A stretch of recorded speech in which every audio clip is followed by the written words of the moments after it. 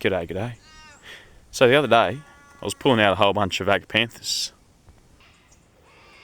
And as I was taking the heads off, I noticed a whole bunch of snails in the leaves and slugs in the bases. So I gathered them all up. And you got common brown garden snails, you got leopard slugs, and you got European black slugs. All these guys, check out that big berry in the bottom there.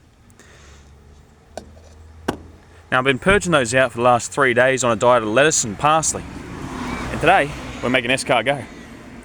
So we're going to be needing some duck fat, lemon, parsley, garlic, and some shallots. Now I use the outer leaves of the shallots so that the plant stays a little bit alive for longer. So what we've got boiling in there is just salt water. So that's Murray River salt, because we're in Australia.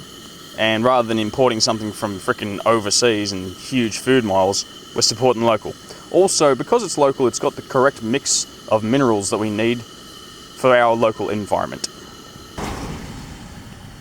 I also put a little bit of dandelion and chicory in there, or rather I should say I forgot to take the dandelion and chicory out of my drink water, and whatever, screw it, I'm boiling them in a bit of salty tea. Snails and slugs are now in the water. We have to give those about 3 minutes in the salt water before changing them into a lemon water or vinegar water. I don't have any vinegar, so I'm going to use lemon. Over there. Now you're going to expect that it's going to foam up a little bit, hey? So that's a bit of the slime coming out of these guys.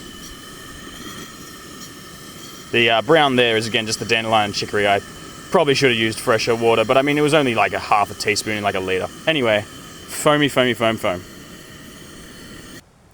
Next, I pour a little bit of this boiling water onto the agapanthus roots to help kill those, hopefully without losing snails. Yeah, gentle, gentle. I'll do this with both hands. Snails are now in the fresh, clean water, in cold. And over here we've been juicing the lemon. Getting that all in there. And we have to remove the snails from their shells, and then we have to boil them in the lemon water. The snails are now without their shells. Now you can use the tweezers, or you can use a fork, or if the snail shell is thin enough, you can just crush it, throw away the shell. There will be a little extra slime that comes off them at that stage. Now I could eat these as is, because they are boiled already. However, I'd like to flavour them up with something. Now if you are in the wild and you don't know exactly what to flavour them up with, use ash from the fire. Preferably if it's hardwood ash, like eucalyptus or pine or something like that. Put the snails in the boiling lemon water. Gonna leave that for 3 minutes. I'm gonna put some fresh water into this one over here.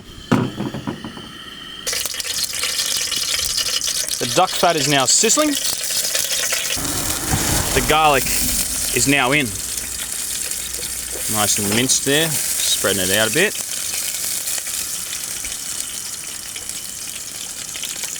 Hard to do all this with multiple hands. Snails and slugs, parsley and shallots.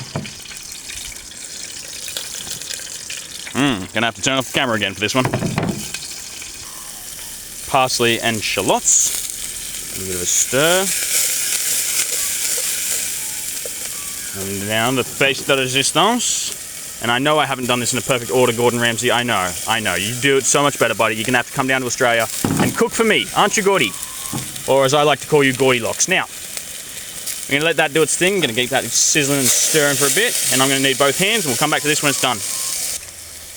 I almost forgot to add a pinch of delicious Murray River salt. You guys are going to sponsor me, just saying. And we're going to enjoy this delight. We've turned off the gas now, letting the line bleed out, and that's pretty much done. Alright, well it's time to have a deliciousness, so I'm going to go for that big fatty that's right in there. Oh fuck me.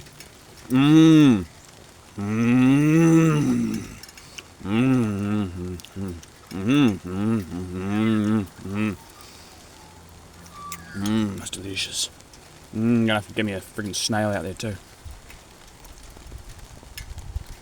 Snailius.